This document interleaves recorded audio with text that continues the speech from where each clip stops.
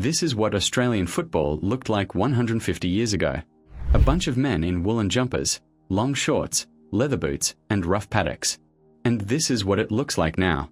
100,000 fans at the MCG, players running at blistering pace, soaring for marks, and kicking goals with precision that the founders of the game could never have imagined. But how did we get from those dusty beginnings in Melbourne to the AFL powerhouse of today? Let's take a journey through the entire history of Australian footy. It all begins in the late 1850s. Melbourne was still a young colonial city, fresh from the gold rush. The population was booming, but the winters were long and the locals craved a sport to keep them occupied between cricket seasons. Rugby and soccer were known but hadn't taken hold. That's when Tom Wills, a cricketer educated in England, suggested that Victoria needed its own football code. In 1858, Melbourne Grammar and Scotch College played a rough, chaotic match that laid the foundation. A year later, in 1859, Wills, William Hammersley, and others sat down at the Parade Hotel and wrote the very first rules of what they called Melbourne Rules. These were the first codified laws of Australian football. The early game was different to what we know today. Grounds were enormous, sometimes with no clear boundaries. Teams could be up to 40 players. There was no offside rule, which gave the game its unique, free-flowing character. The mark became central, reward for a clean catch. Gradually, the rules were tweaked to distinguish the game from rugby or soccer, and a new code was born. By the 1870s, clubs were forming across Melbourne and Geelong. Rivalries quickly developed, and by 1877, the Victorian Football Association, the VFA, was founded to govern the growing sport. Matches drew crowds, newspapers reported the results, and footy became part of the city's identity. It was physical, chaotic, and distinctly Australian. But success created problems. By the 1890s, stronger clubs in the VFA were frustrated with how the competition was run. They wanted more control over gate money, fairer fixtures, and a league that better represented the elite. In 1896, 8 clubs broke away: Collingwood, Essendon, Carlton, Melbourne, Geelong, South Melbourne, Fitzroy, and Street Kilda. In 1897, the first season of the Victorian Football League kicked off. This was the real birth of the modern AFL. From the very beginning, the VFL aimed to raise standards. They introduced finals, they regulated rules, and they standardized the team size at 18 players on the field. Boundary umpires were added. The centre bounce became the ritual we know today. The game was faster, more structured, and more professional than ever before.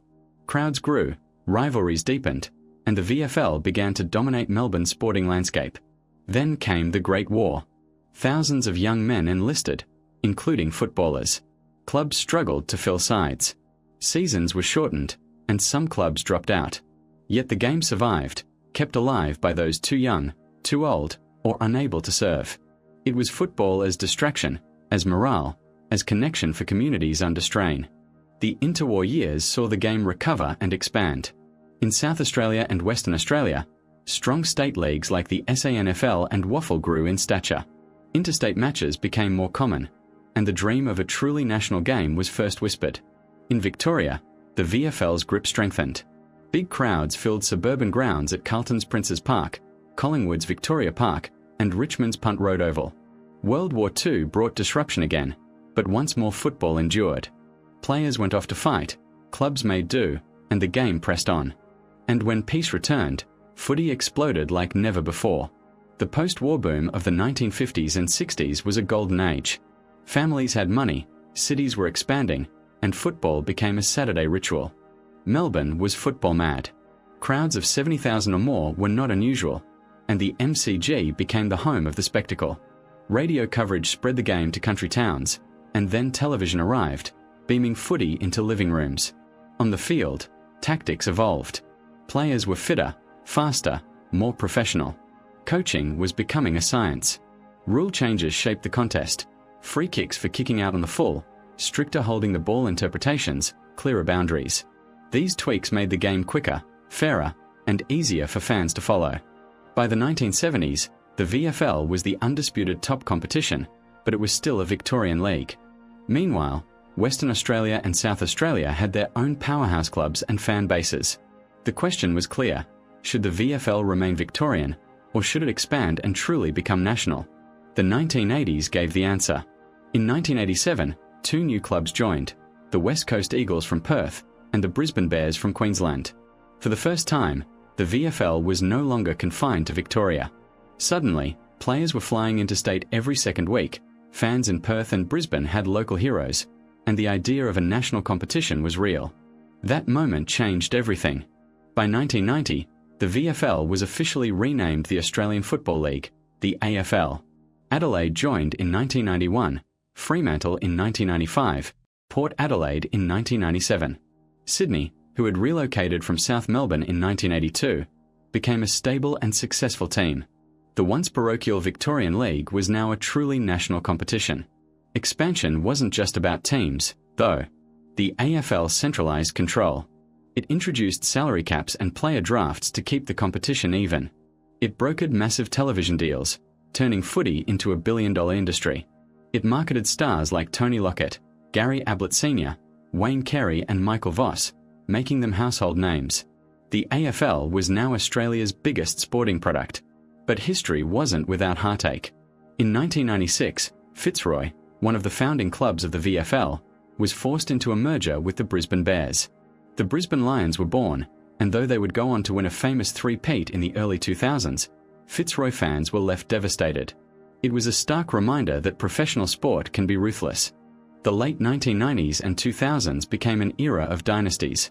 Brisbane dominated from 2001 to 2003. Port Adelaide had their moment in 2004.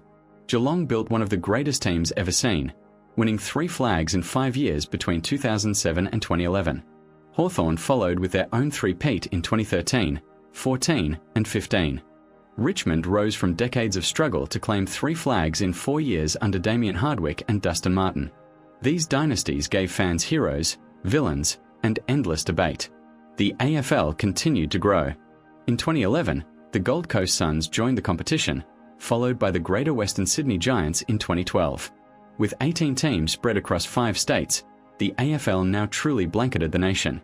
Grand finals became national events, with millions watching on television, and the MCG still packed to capacity. Meanwhile, the game itself kept evolving. Rules were constantly tweaked, interchange caps to limit congestion, stricter deliberate out-of-bounds interpretations, protected zones around the mark, medical substitutes for concussion. Every change sparked debate. Traditionalists cried foul, while others welcomed the effort to keep the game fast, fair, and safe. And then there was the women's game. For decades, women had played footy at grassroots level, but in 2017, the AFLW launched. What started with just 8 clubs has since expanded to include every AFL club. The standard has risen rapidly, crowds have been strong, and young girls now dream of playing professionally in a way that was never possible before. AFLW has become one of the most important developments in the sport's modern history. Inclusion has also been front and centre. Indigenous players have long been at the heart of the game, from Polly Farmer and Nicky Winmar to Adam Goods, Cyril Rioli, Eddie Betts, and beyond. Their contribution is immense, and the AFL has sought to celebrate that heritage while also confronting issues of racism and cultural respect. Multicultural programs, disability footy, and community initiatives have all aimed to make the game belong to everyone. As we entered the 2000s and 2010s, the AFL became increasingly shaped by money, science, and technology. Clubs used GPS tracking, advanced analytics, dietitians, and psychologists. Training was optimized down to the smallest detail. Television rights exploded, with multi-billion-dollar deals ensuring footy dominated Australian media. Streaming made it global, and social media gave fans more access to players than ever before. But new challenges emerged. Concussion and long-term brain health became hot topics, forcing the AFL to rethink rules, protocols, and medical standards. Player welfare moved to the front of the conversation. Expansion markets like Gold Coast and GWS faced questions of sustainability. Crowds fluctuated with cost of living pressures and scheduling debates. The AFL, as always, balanced tradition with change. Yet through all the drama, the essence of footy has never changed.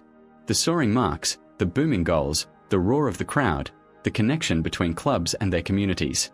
Every winter weekend, from the biggest stadiums to the smallest country ovals, Australians gather to play, watch, and live the game. From Tom Wills scribbling the first rules in 1859 to Dustin Martin's 3 Norm Smith medals. From Fitzroy heartbreak to Richmond redemption. from suburban grounds to billion-dollar stadiums, from men's teams only to AFLW finals under lights. The journey of Australian rules football is the story of a nation shaping its own game, adapting it, fighting over it, and celebrating it. Where will it go from here? Will Tasmania finally get a team? Will AFLW become just as big as the men's league? Will the game find a global audience?